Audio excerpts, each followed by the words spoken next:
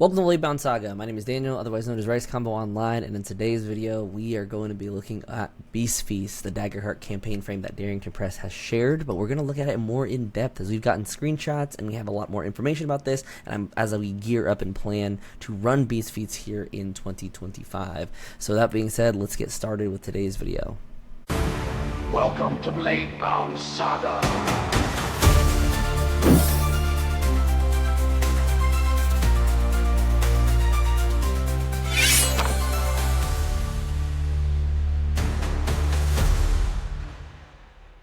So, Beast Feast is a campaign frame that is going to be present in the official version of Daggerheart. Darrington Press released this and kind of showcased what Beast Feast is at PAX U. They did a one-shot, they had conversations, they built characters, kind of built it out. Spencer was the dungeon master alongside players with Rowan Hall, Danny, I don't remember her last name, Musak, Ashley, and Matt Mercer as the players. And they basically ran in and fought a blue water ice dragon. But that being said, in today's video, we are just going to kind of dive into Beast Feast. We have a lot of information here, like we have some of this information, all that. But we also got some extra screenshots that weren't showed on the live stream, like this one that I took at the convention, or while the live stream was happening, if you were there live. They kind of showcased some extra screenshots, as well as some other ones that I took that were a little bit more clear from the live stream, like this one with distinctions. And we have this last one that kind of goes about the rules of making a feast. That being said, some of these screenshots are kind of hard to see, especially on YouTube as they translate and format, rendering, all that stuff. Especially this one. This is incredibly hard to see. Fortunately for you guys, I was able to translate all that stuff into my Obsidian OneNote. Or my Obsidian Note. So this is Obsidian, a note-taking software where I basically kind of took all that stuff that they had, copied it down, and basically put it in a spot where it's easier to read. If you are wanting access to this, I do have these available as PDFs that I can send to you to use in your own campaigns. So with that being said, let's kind of dive into what we're going to see. I do want to kind of note a couple things about Beast Feast that we do have. We have page numbers here, 270 to 271. In this screenshot, this is 272, 273. So I did lose the bottom half, but that is what it is. In this one's 274, 275. And then the next one, we do lose 276 and 277, though I do have some speculations about what those are going to be. And then we have this last screenshot that we have is 278 and 279. We don't know if there's going to be more pages. It could be anywhere from 12 to, or it could be another 2 more pages for 12, or it could go all the way up to 20. We don't really know, but I assume that this is for the most part the core of what Beast Feast is. And so we're just going to dive in to what each of these sections are on and kind of read through some of this overview, some of these pictures. So let's just first take a second to appreciate just this art. The art's just amazing. The players, we see what would I assume as some sort of maybe Furbolg, a goblin, an orc, maybe human, definitely a Qatari-esque style, along with some dead Hydra. Actually, yeah, this looks like a Hydra. One head here, another head here. Though tentacles are confusing. We don't really know what this creature is, but they've also made it their camp and what they're eating. So Beast Feast is definitely going to be a game similar to Delicious and Dungeon. We'll kind of hit on these touchstones here about what that looks like. So let's kind of go to that OneNote, just because this stuff is better organized here. So with Beast Feast, this is the overview. So pages 271. First part, background. It's a rustic, peaceful village of Elmore that sits atop the Plover Caves, labyrinthine system of caverns full of dangerous and delectable creatures. When the powerful magic keeping for the villagers safe begins to fail, the bravest amongst them must descend into the caves to save the day. In Beast Feast campaign, you'll play everyday heroes diving into the Plover Coves to reignite the magic lure that lies in the depths and cook up delicious meals. Welcome to the culinary world of Zoophagus delight, where the beast you fight become the food you eat. A little bit of the tones: absurd, comedic, creepy, funny, silly-hearted, or lighthearted and silly. Themes: circle of life, friendship and loyalty, nature's bounty, overcoming fear, and violence and peace. And then the touchstone. So these are kind of like the games or the media that we already know about. Delicious and Dungeon, Monster Hunter World, and One Piece. Makes sense. These are fairly food-related animes or pieces of fiction in video games with Monster Hunter. So a little bit of the overview. So if we kind of go back to the screenshots of this, the overview section will be here. This will basically tell you what the campaign, kind of like the hook, the information you want to give to your players that they all know about prior to the game. This would be kind of more meta conversation. This would definitely be more character-driven overview. So with that, long ago, within the heart of the Plover Caves, Hylaeus, a forest mage, she/her, casts a powerful spell, creating a lure that draws dangerous creatures from their surrounding areas into the caverns. For centuries, this kept any from coming to the village of Elmore. However, the caves are now filled to the brim with strange, unexpected creatures from across the region, and the remnants of outsiders, brave or foolhardy enough to venture into them. I read that paced weird, but nobody from Elmore is foolish enough to get caught dead in the caves. The quiet rustic village is full of bakers, weavers, farmers, and cobblers, with nigh a sword in sight. The villagers are more concerned about not mucking up their contributions to the yearly stew pot festival than the dangerous outside walls. And this was until the villagers' beloved young halfling mare, Doug Dougal, he/him, was attacked by dangerous creatures during his daily hike through the Plover Woods. The lure created by Hylaeus all those years ago is fading, and with it, Elmore's protection. As increasingly dangerous beasts stalk the woods, the villagers have band together to reignite the ancient spell, calling on anyone who might pick up a blade to descend into the caves and save the people. Unfortunately, defenseless people of Elmore have ceased hunting and foraging in the Plover Woods for fear of attack until the lure is reactivated. There isn't much time to spare, so every bite in town is precious. Anyone venturing in the cave will have to hunt and prepare their own food while they're down there. Very delicious and dungeon style. The easiest way in the Plover Cloves is to take the western road out of Elmore and follow the bird song of piping plovers. Old tales from this area say that small birds are the only creatures that move freely in and out. Ooh, this is in and out of the tunnels without losing themselves into the depths. So following them is almost always leads to an entrance or an exit. The tales also say the Plover Cloves are endless. This is isn't true, but it might as well be. They stretch for hundreds of miles underground, deeper and sprawling than even the most adventurous explorers could map their entire lifetimes. The entry path leads down a sharp decline for miles until it finally splits into many branches leading to various regions within the cave system.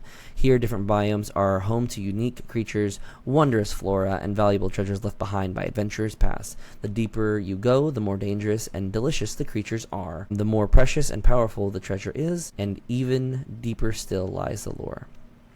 Last paragraph. Those from Elmore might be surprised to find that there are many people happily living and working in the dark, dangerous caverns. Many reside in camps, but most prominent residents, small cabins carved out of rock along the tunnels. The culture of the Plover Caves is very communal, and ambitious folk have set up shops for bartering or trade. Most major caverns even host a Berries, a chain of small restaurants that serve to catch fresh and hot in exchange for gold. Residents might stop in when they are too tired. I don't know why I put 10. Too tired or ingredient poor. Goodness, I'm catching all these to cook themselves. But Barry's restaurant are also hubs for gossip, entertainment, and warnings for what dangerous speech might be lurking nearby. That was a mouthful. Ultimately, that's all this is. Less blurry though.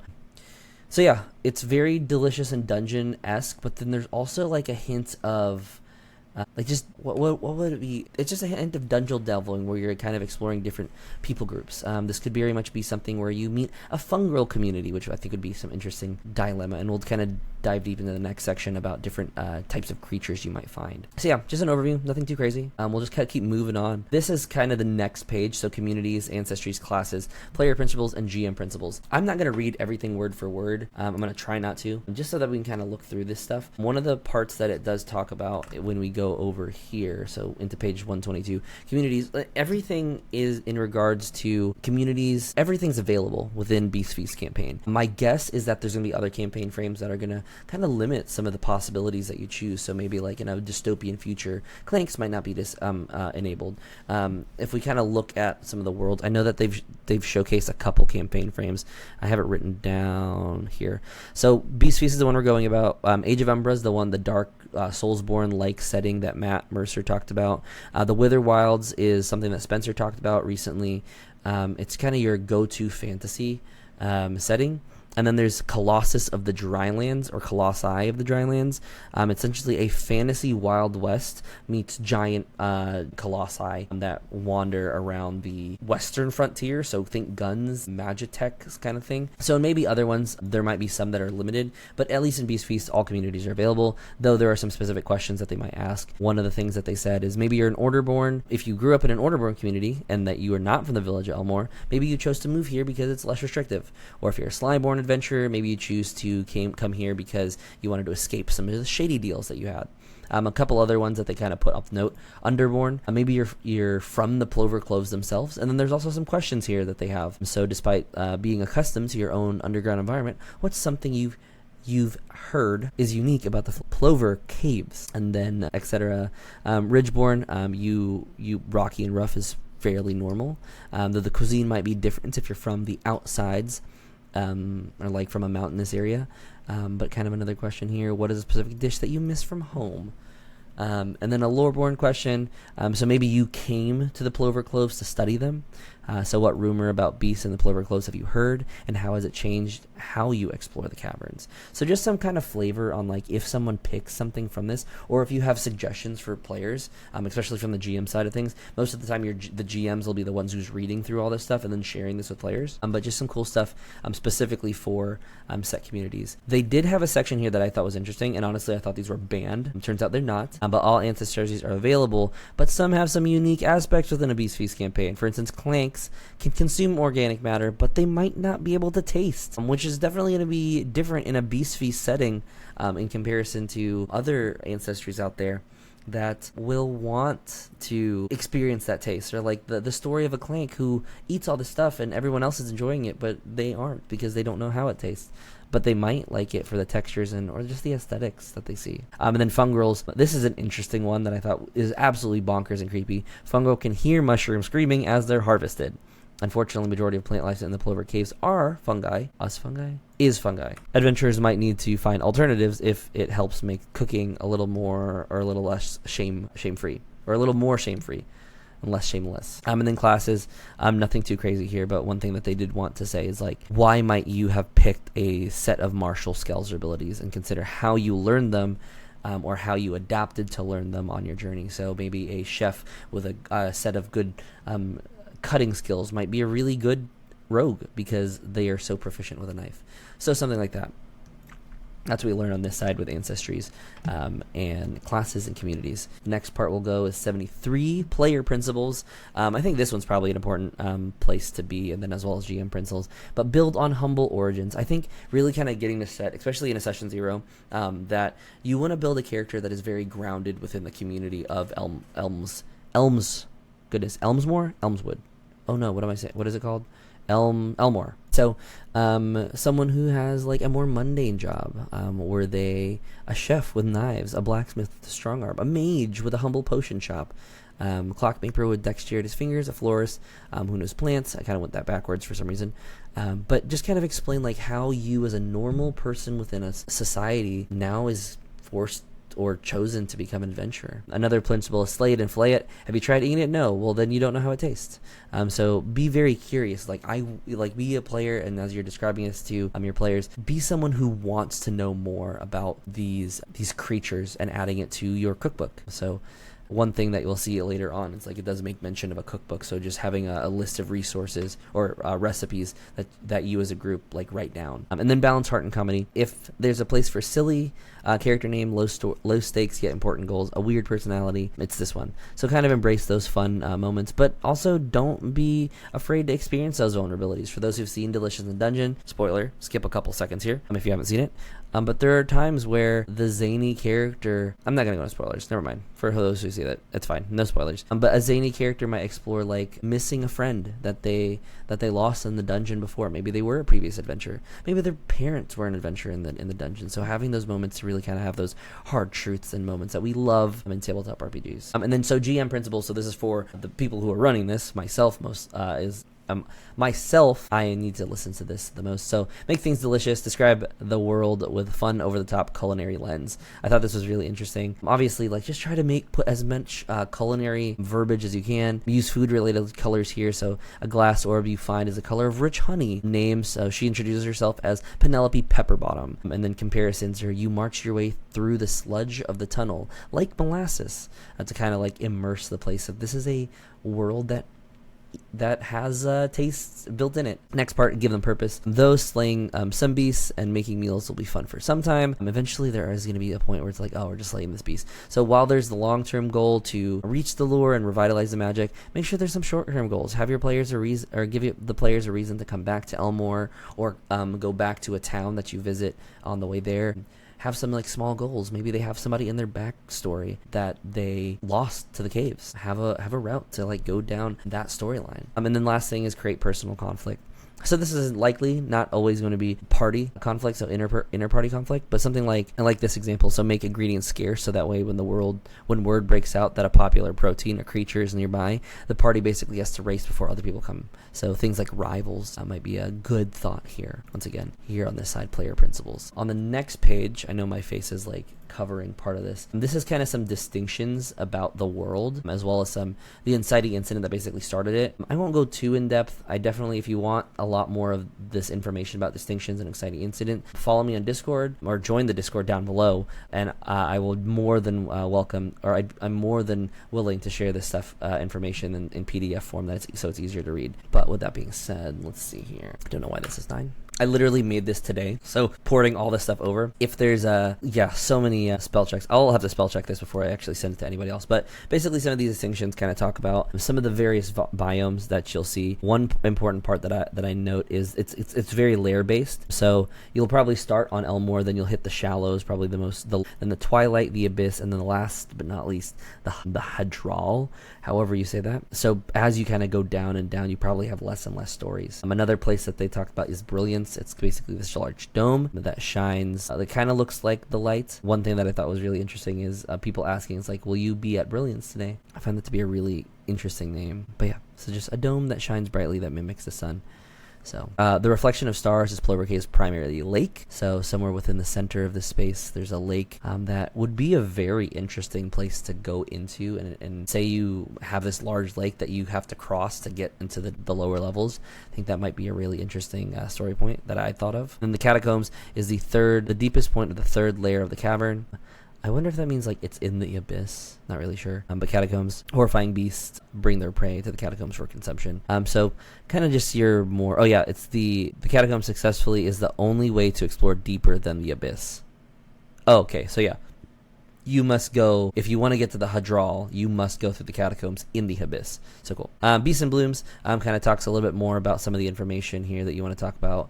So things like what's edible, what is beast, what are these fungi, what are these animals that you'll find. An example, anything with distinct personhood isn't usually compared to beast, so even if they resemble something, so it kind of distinguishes that beasts and bloom are things that are edible. If there's a person to it, it's probably it's not something that you normally would eat. So yeah, nothing too crazy there. The lore, I think this would be really good in session 0. So like, what is the lore? Even if maybe you as a group don't come up with it, maybe you as a GM like really taking to heart, like, what is this lore? How was it made? What sacrifice was made to create it? Maybe you as a GM want to hide that from players, so that way they are discovering it and add that to the narrative, and kind of have that moment where the players are discovering it, but also are the characters. And then why has its power started to fade? Who knows? That's up to you as a GM, I think, or the players could kind of help chime in. And then what will the PCs need to do to activate it? I think this one might be something that maybe the GM takes a little bit. So these do feel like maybe more GM-like questions, but it's totally within the right of Daggerheart for you to take these as your own.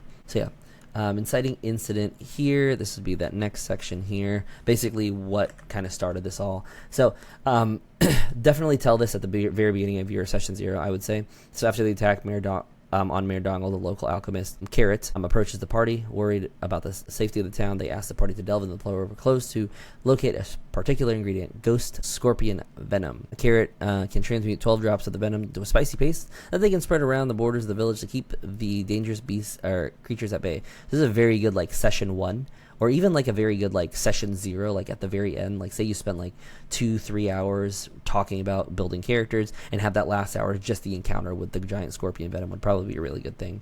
Garrett explains how the ghost scorpions tend to make their nests flattening on tall grass and overgrowth of the overgrowth into strange circular patterns. To get to the overgrowth, the party must follow the smell of jasmine through the northwest chambers of the shallows. But if they ever smell lavender, run. So kind of some extra questions here. This would be this last paragraph here. What will the characters need to encounter to make them realize they're failing? They realize the failing lure is a problem that needs addressing. What will they accomplish to show them that they are capable of exploring further in it? And what about the community will coax them into returning? And what competition will light a fire in their veins? And most importantly, what culinary experience will change the view on beast feasting forever? So, cool. Next section here is starting equipment. I'm not going to spend too much time on here and going through each ones, but obviously these ones, cleaver, butcher axe, pitchfork, slingshot, crop scythe, these are just one page that we have on page 275 that kind of go over primary physical weapons, and they all have a more chef-themed. But one thing that we can likely reason, we don't have page 276, 277, but we can reason that the next page likely would be primary magical items and secondary items and armor, and even likely it might even be a higher tier of play. Who knows? So we don't really know. We can only speculate, at least from what we received, what 276 and 277 might be, but it is likely something like that to get started. So right after here, 276 and 277 could just follow the same next format. Maybe even legendary weapons, maybe even extra items. I didn't think about that, but yeah, could have like an items or a rolling table, maybe like a 12 items and 12 consumables. Maybe, who knows? We don't know. But the next part we do know is about making a feast. This is a mechanic that I think is going to make beast feast. So I will spend a good portion of time here and then kind of move through the rest of it pretty quickly. During downtime, players can't choose downtime moves to clear stress, hit points, or gain hope. Though I would wonder how repairing armor works. Likely they can choose to repair armor. Who knows? We don't really know how that works. But when they choose this move, the players can contribute any ingredients that they are carrying to the party's collective meal and gain benefits of the resulting feast. The player who chooses make a feast during their downtime prepare the food together. They should collaborate and decide on what ingredients they're using and erase them from their inventories. Then they come up with the name, description of the dish, and record it in their cookbook. When the PCs begin cooking, they roll the appropriate number of flavor dice. For example, the party decides to make a steak dinner with the following recipe: 1 serving of dire meat, giving them 3d12, or dire bear meat. 1 serving of mushroom caps, giving you 2d12 and 1d8, and 1 serving of coz marrow. I don't really know what that is, but coz marrow is what it is, and it gives you 2d8 and 1d4. So this gives the player a total of 5d8, 5d12, 3d8, 1d4 for the meal's flavor dice. They roll the dice and look for any of the matching values. If there are no matching values, they then discard one of the die of their choice and then roll the pool again to continue cooking. That's supposed to say cooking. When they get any number of matching values, the player collect the dice off of the side and continue rolling. When they only have 1 die left, the meal is done. So it's kind of like Yahtzee. Next, the players take each of the set match die, which can consist of 2 or more dice per set, and add their values together. For example, if a d6 and a d8 are rolled and there are 2 3s that match, it would be worth 3. That's the value. If a d10 and a d12 rolled matching 4s, that would be worth 4. If a d8 and a d20 are rolled and match 4s on a different roll, that would be worth 4. Together they have a meal rating of 11. So 3 plus 4 plus 4, 11. All the PCs who eat the meal individually can use the value of the meal rating to clear hit points, stress, and gain hope, dividing the value however they'd like. For example, a meal rating of 11, one PC might choose to clear 6 hit points, 4 stress, and gain 1 hope. Another might choose to clear 5 hit points, 4 stress, and gain 2 hope. And anytime a party makes a dish with the same flavor profile as another recipe they've previously recorded in their cookbook, they should add a number of tokens equal to their party's current tier. So if they're in tier 1, they get +1. If they get tier 2, they get of their current tier to their pool of flavor dice. When they discard the die, they can discard one of these tokens. Okay, so these tokens allow you to start re-rolling. So say you start in tier 1 and you build whatever dish you're making. You've already made it before. You start with 1 free reroll. At tier 2, 2 free rerolls. At tier 3, 3 free rerolls. And at tier 4, 4 free rerolls. So here's feast score. This is something. So once again, I ran Beast Feast at PAX on Sunday. On Sunday morning, I ran a game with a bunch of people that I just found on the community. So in Daring to Press Discord, Daggerheart Discord, and the Beacon Discord just sent out a message, and these are the people that showed, and 6 people showed up. I'll show a picture of them somewhere here. These people were great. It was just so much fun. That being said, the die, as confirmed by Spencer, though he might be a little different between the bitter and sour, as he did not have the book on hand. But sweet is a D4, so anything sweet like ice cream, or like say you find a ice cream mimic, that would probably give you a set of D4s. A salty would give a D6. A bitter would be a D8. A sour would give a D10. A savory would give a D12, and then a weird would give a D20. So one thing that I have to note, once again, bitter and sour might be flip-flopped. But anyways, you roll it, matches, or any matches you get, you set aside 1, roll the die, and then add those modifiers together, and that's how you clear stress and hope. So you typically want to add as much ingredients as you can to get the most chances, but then there's some really interesting things, because what if you don't get matches and you get like a 2? That's going to be a really rough night. It's probably not going to be a great meal. Probably try to make that meal again if the dice just aren't in your favor. So this is definitely going to be the main mechanic of Beast Feast. This is what they did. They showcased at PAX U when they did the panel. So definitely, you could honestly run your games of Daggerheart with Beast Feast every time. You can just use making a feast mechanic for your normal resting, because I just think it's so much fun. That being said, one part in the next section here, they did have a quick ingredient generator. I won't go too much detail into that. You can see it pretty well here if you zoom in. It is still a little blurry, so I did put them as its own thing. Beast, feel free to take a screenshot, or once again, join the Discord and I will send this to you. What kind of ingredient is this? Secretion was an interesting one. I'm like, I don't really know how this works, but I'm guessing it's just like pus or something. I don't know. Maybe it's just something that comes out of the creature. It's kind of gross. Bloom, so kind of what kind of ingredient you might find here. And then any ingredient, you kind of, I guess you mix one of these, either bloom or beast, with any ingredient, and it basically has its own feel to it. So it comes apart in layers. So it's some eggs that come apart in layers. That's an interesting concept that you could just roll randomly on some sort of ingredient that you find. Next we find is this kind of section on crafting, which I will spend. Crafting, once your table is comfortable with the basics, your PCs could have opportunities to gather specific ingredients they're looking for based on what they heard about the world. You can create ingredients that could include features giving them additional details to consider when making their dishes. These should be rarer than typical ingredients, only harvested from leader and solo adversaries. So specifically, when you find that like once in a lifetime creature, you might have something that has a plethora of different things. So a dire gazelle skull marrow is a sweet one, salty one, sour one. So kind of taking this into consideration to Beast Feast here. Or let's try to do this. So if we go to Beast Feast in this section, salt would be a D4, and then a salty and sour. So that's a D4, a D6, and a D10 from this creature. Also, if you add it into the meal, you get a +1 bonus to your agility rolls for the next short rest. So maybe this was a really fast creature. Cow's milk, weird one, so that's a D20. When you only have 1 die remaining while cooking, re-roll it and add it to the result. Okay, that's cool. So like that last drop, that's cool.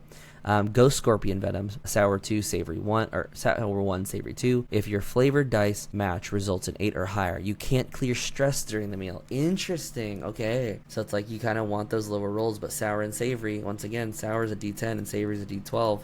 It's still likely. And then Death Flower, Bitter 2. Bitter is a D8. If you roll no matches on your flavor, you clear all hit points and stress and gain 3 hope. If you roll any matches on your flavor die, your meal rating is 0 and must make a death move. That's sketchy. Interesting. All right. And Barry's Restaurant. So this is something that they alluded to before. When a PC is near an open Barry's Restaurant during their downtime, they can each spend a handful of gold to order and choose a downtime move to clear stress, clear hit points, or gain hope. Only 2 handfuls of gold can be spent per PC during downtime. I am interested to see where this armor and how you rebuild armor in BCs, because I feel like that has to be a variant rule. And we won't know because we only have 1 page left, which is session 0 questions. So this section here, or not one page, but one section left. I also really love this art. I wonder if this will be colored in the final version. It could be, who knows. But that being said, session 0, some questions that you want to ask is, what dangerous creature attacked Mayor Dougal in the Plover Woods? While your character is in the caves, who will they miss the most back in Elmore? What personal life goal does your character feel they might be able to finally accomplish while in the caverns? And why was your character so eager to leave Elmore to go on this adventure? And what rumor did you hear about the caves? If your character is able to reestablish the Lord's power, what favor do they plan to ask of the mayor? Giving you some leverage for maybe a longer term campaign. Maybe this campaign turns into something else, who knows? So, but yeah, that's all the information that I have so far. Once again, this could go further. This could be a page 180, a page 180, 181, 182. We don't know how many pages there are left, as it does feel like there might be a couple of mechanics. But once again, campaign frames are meant to be light. They aren't supposed to they aren't supposed to drastically change Daggerheart, because the system as a whole is going to be the same. But they are going to give you an extra flavor, especially with the making a feast mechanic that we see here. But yeah, with that being said, yeah, that's Beast Feast. I am planning on running a campaign of Beast Feast in 2025. This should be releasing, I think, on Christmas Day is when I have this set to release. But when this releases, if you're interested, feel free to sign up. If you want information about that, that will be in the description down below, as well as the Discord. Our community is always growing. We have a lot of people who are looking into getting into games of Daggerheart, as well as people who are hosting them. So if you're interested in playing Daggerheart, join the community down below. If you're interested in getting one of my games, sign up down below as well. And as always, don't forget to share the video, like, subscribe, drop a comment about what you're interested in Beast Feast, or let me know what other campaign frames do you hope to see. Do you want to see some more information about Age of Umbra? There's a little bit of information out there, and I can probably make a pretty short video about that from all the stuff that I've collected. Or do you want to see another campaign frame that hasn't been announced yet? Yeah, once again, let me know. What do you want to hear about? What kind of stories you want to tell? What kind of stories do you want me to go over? What kind of features in Daggerheart? This is my favorite game by far of all the games that I've tried. I'm rambling at the end of this, so let's just kind of cut it off there. I'll see you guys in the next video, and if you have any questions, drop a comment, join the Discord. Let's play some Daggerheart together. See y'all. From ink and steel, stories are forged.